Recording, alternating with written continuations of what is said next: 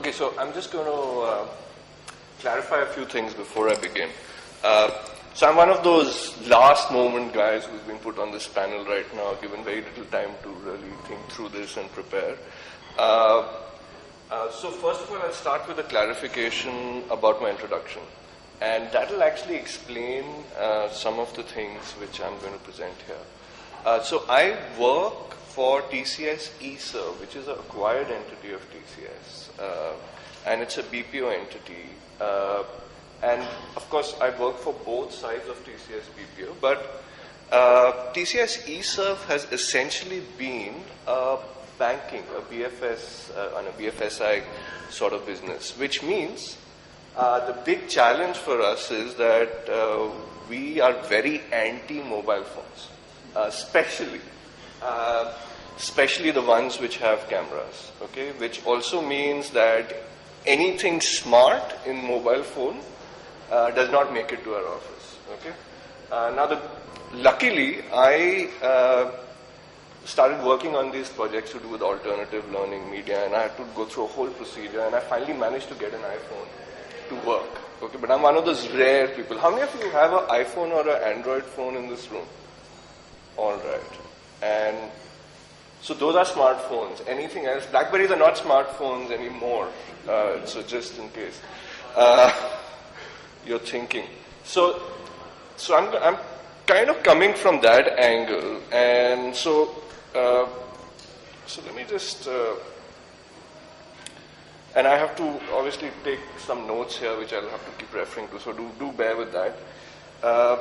But I want to do a little bit of an audience analysis here, just so that I can.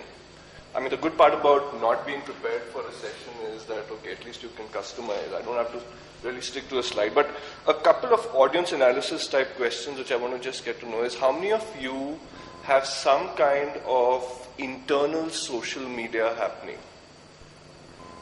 All right, so you have some kind of internal social media solution and not just piggybacking on external solutions like Facebook. All right. Second is, how many of you are actually using mobile learning in any form? Could be audiobooks, could be... All right. As individuals or as corporates? Okay, good question. So first let's start as corporates. All right. And as individuals. Okay. So clearly you can see more people are finding mobile learning very useful as individuals. I'm a huge fan of mobile learning, especially audiobooks. So I do a lot of my learning on a treadmill or while driving and all that. So yeah, I totally get that. The next one is, how many of you are gamers? And when I say gamers, I mean about 5 hours of gaming on any electronic device in a week.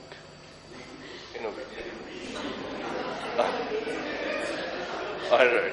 And yeah, so that's, if you're about 5 hours, you could be considered a gamer. How many of you do gaming which is not electronic, but 5 hours a week? So it could be tennis, golf, cards, all right, boards, all right. Okay, so you are also gamers, okay? And I mean, the good part is now there is this new phenomena called alternative reality gaming, which is happening. So you can play it in reality, and your mobile device plays a little bit of a role, and so you're actually into the coolest side of gaming, especially if you're one of those people who uses a Nike Plus application and uploads your miles, you're big time gamer. Okay, do I have any other? Okay, how many of you have heard of Coursera? Okay, and how many of you have taken a course on Coursera? And how many of you have completed a course on Coursera? All right. Okay. So this puts me in a bit of an advantage because I have actually completed a course on Coursera. But please note this down, Coursera.org. It's a really big thing which is happening in the learning and development space. It embraces everything, whether it is mobile, whether it is social learning, LMS, the whole thing. I mean, in a nutshell, what Coursera is and it has a huge implication on what we are doing in our world as professionals, but in a nutshell, Coursera is some of the best universities in the world, and there are about 30 of them now. getting some of their best faculty in those courses to do some of the best courses for the rest of the world for free. Okay? So this is a big thing. I mean, in August, there was a TED presentation on Coursera, and there were 4 universities who had signed up for it. There are 30 of them now. Okay, so this is coming really fast, and we've all got to watch this very closely, because education, which was such an elitist, especially Ivy League education, which was such an elitist commodity, is suddenly coming free. You know, I mean, I just got like this certificate from Wharton for a 6-week course on gamification, and I got it free. And it was not just any lousy course, because only 10% of the class actually cleared the course. So, you know, it seems like a big deal. And the course was really, really good quality. And when I talk about good quality, I'm going to go back to my introduction. So before, again, in part of my introduction, it was TCS and Bharti, but really, I've spent my maximum time of my career with a company called GE and Genpact. Rachita is from GE. And Crotonville, which was GE's corporate university and corporate America's first university. I spent a good deal of time doing projects with them, and they were, till Coursera happened, they were the best education I had got. Okay?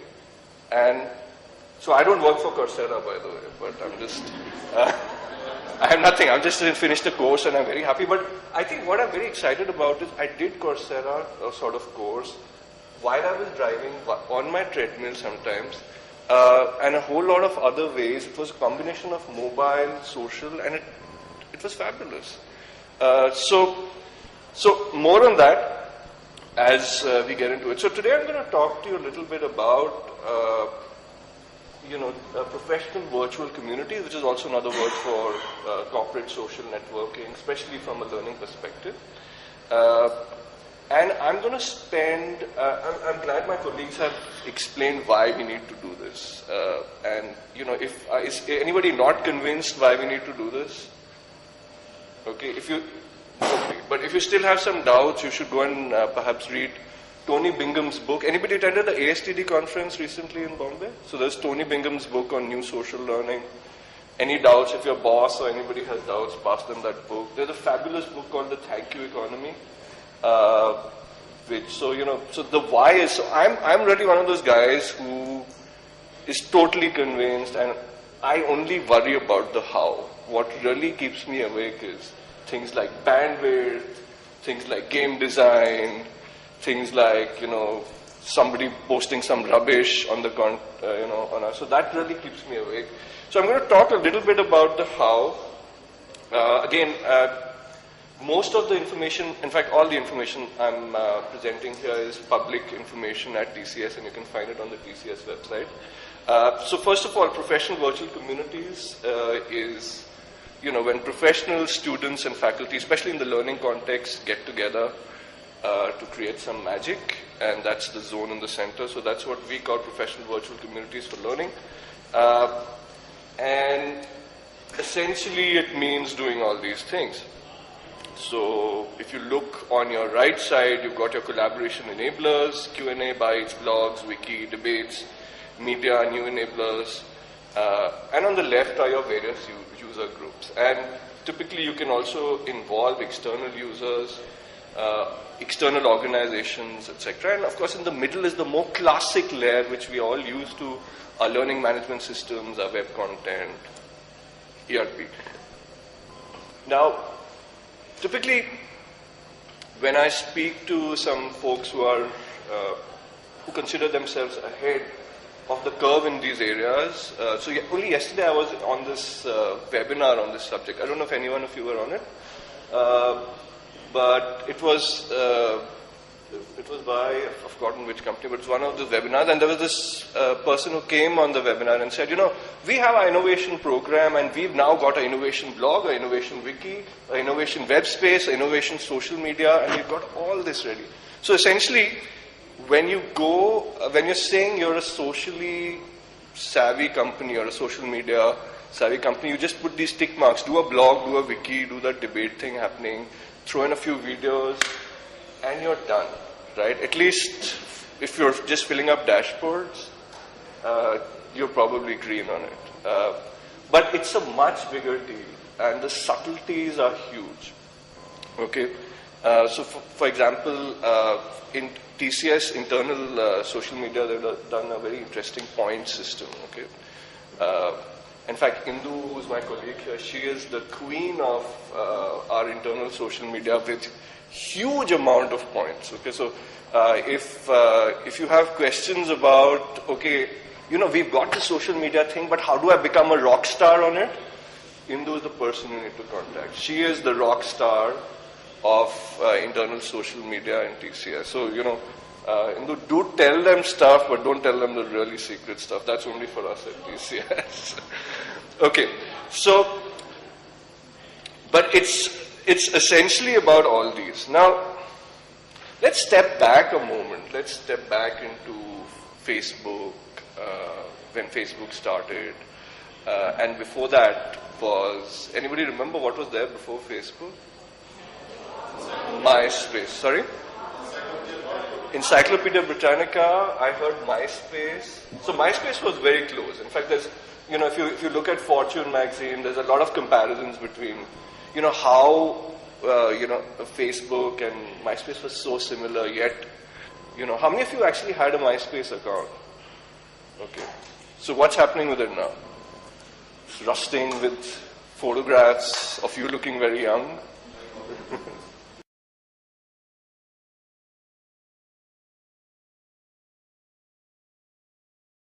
Yeah, you are a monopolist because there's not going to be another Facebook knocking on your door. But if you really want it to be effective, you've got to keep adapting it as fast as what people are used to outside. So if Facebook introduces photo tag and your internal social media doesn't have photo tag, it's heading for a problem. Okay, if Facebook has HTML5 video which also open on apps and all that, and your internal social media doesn't have, it's heading for a problem because, you know, somebody else is setting the pace for you. So, so that's been a big learning, you know, that we've got to keep pace. Now, I've mentioned their ION PVC solution overview. So this is actually a solution which we use at TCS, which we've also created for small and medium businesses. And we've actually realized, though initially we had created it for small and medium businesses, and we've of course been using the biggies in this space. But we realized actually if you really want that agility, today ION has about 80 clients. We found this extremely useful in our context. And I'm not trying to really sell the solution. In fact, the ION team has said, you know, please don't sell the solution right now. We are very overwhelmed. So I'm not even going there. But essentially, this is why. Okay? This is a snapshot of what it looks like. And what does this remind you of? It reminds you a lot of Facebook. And of course, there's a LMS thrown in, and there's other things like a wiki thrown in. But essentially, you're capitalizing on an existing learning curve. You know, there's folks who, I mean, a lot of internal social media initiatives, you know, have one boss saying, we must be different. We will create something better than Facebook. Very brave decision. My personal opinion is, you know, why not just capitalize on a learning curve? People have spent a lot of time learning something else. You know, piggyback on it for a while. So that's one big learning we've had. The other thing which I'm beginning to realize, and again, it's very relevant in the BPO context because my target audience did not like studying. Okay, my target audience does not like books. So they like videos, okay? And one of the things I've learned with videos, and I'm going to quote something from Tony's book actually, because he articulates it fabulously, is that videos allow companies to connect more emotionally than a memo or an email, and it's far more personal. It can be a documentary style video, a blog, anything which cuts through the corporate spin, delivers the information without fluff. They can be quick talking points, Q&A, a personal day-in-the-life narrative. Employees often respond to this far more favorably than a CEO's scripted spiel done in a heavily scripted corporate way. And it's far easier to do a webcam sort of video or a flipcam sort of video, which is far more authentic and far more unfiltered. So I think that's also a great way of building employee trust and all that. The other thing I want to talk about is, so when we're using social media like this, you can put behind whatever is hot and happening right now. Okay, so for example, you just saw me going berserk over Coursera for the first few minutes, right? And then the big question is, so what do we do? I mean, we've got our own system, we've got our e-learning team, we've got our LMS happening. Well, if you are sensible about how you've tuned in your LMS and how you negotiated with your LMS company, chances are you could pick up components from Coursera and build it into your LMS tracking system and throw in some of your own components and create a completely unique course. Okay? One has to just think through this at the wiring stage. If you've not thought through this at the wiring stage, you can go back and rewire it. But keep it in your mind. So there are 5 components from a Coursera course and 3 components from your course, and you want that to be a third brand new course. You can do that, you can track it, you can certify it, you can assess it. All that's possible.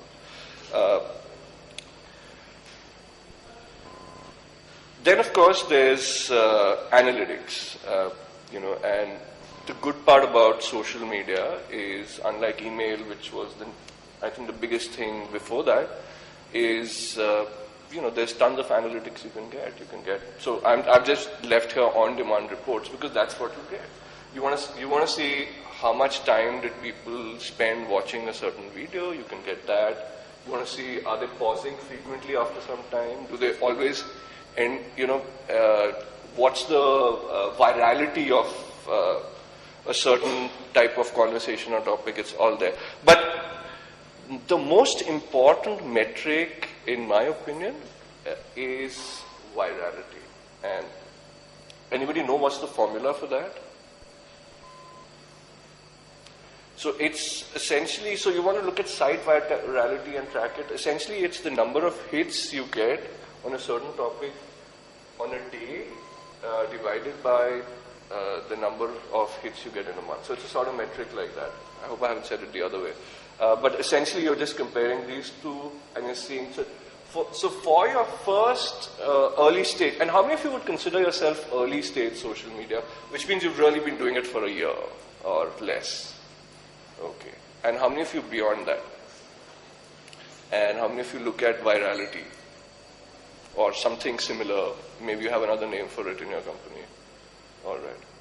So any insights on that, those of you looking at this metric?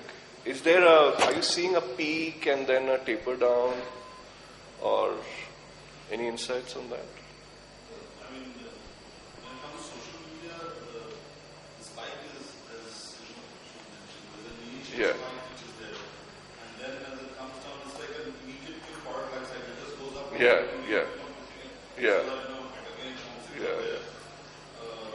mean, before you realize virality is gone down. Yeah.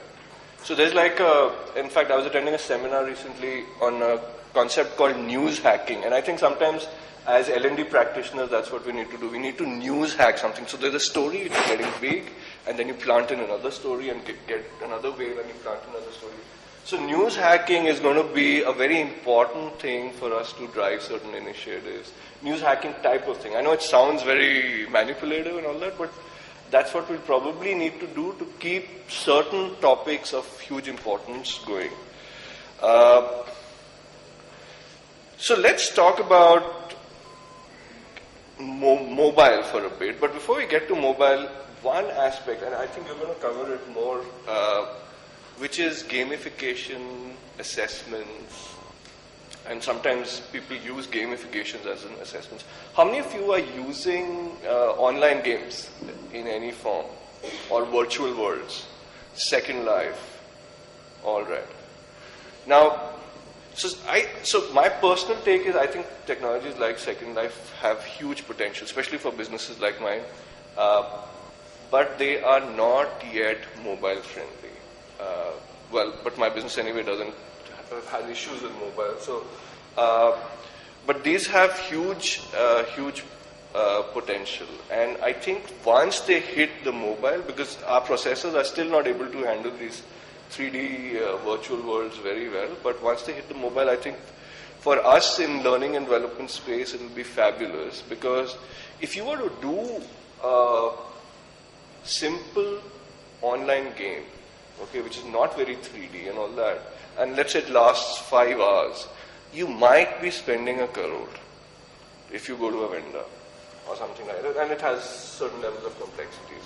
But if you have something like Second Life, which comes in almost free, and you have a good gaming storyboard, you could do it at very, very little cost. So it will have huge potential and relevance for us. Unfortunately, it's quite ignored. I still haven't seen very good examples of it yet. We ourselves are doing some experiments in that space, but a huge potential there. And I think the reason is because it blends in all the elements. It gets in the gamification, it gets in the social media, okay, it gets in the video, 3D sort of thing. So it gets in all these elements, and Gen Y is going to love it, but it's still quite ignored. And something, if anyone of you has had huge success with this, I'd love to hear from you if you've had, especially in virtual worlds and 3D worlds. Okay, so the other thing which is sort of connected, and I think here mobile plays a big role, is what I was talking about earlier, which is alternative reality games. Okay, now anybody seen Jane McGonigal's TED presentation on how gaming is going to change and give us a better world? Okay, must see TED presentation. She's written this book called Reality is Broken, and she believes that the next Nobel Prize for changing the world, maybe by 2020, is going to go to a gamer. And she has very sound logic, and she explains you why, how everybody's into games right now, etc., etc. But I think she talks, and she's a big proponent of alternative reality games, which essentially means you play the game in reality. So sort of like your Nike Plus app, where you're running in reality, but the scorekeeping is done by the mobile. Mobiles can do this stuff very well. They're just GPS tracking you, logging in your mobile. It's simple. It's not very complicated. And a lot of such games, which are played in reality with mobile devices, doing some type of tracking, scorekeeping, creating a sense of competition. Anybody use Foursquare here? Which is a mobile app, again, sort of gamified. All right, so things like that. And so those are going to be big, and for that, you're going to need an ecosystem.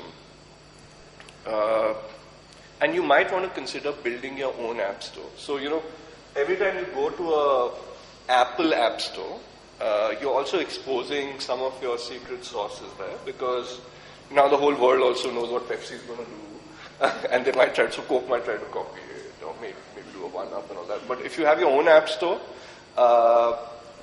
chances are it remains in-house for a long time. The world is not really seeing you get your act. So you can actually beam across your apps. You can get your own analytics. Apple usually doesn't give those analytics to you, other than some basic ones. So you can do a whole lot of exercise. So at TCS we have our own app store, and that's how we beam across our apps.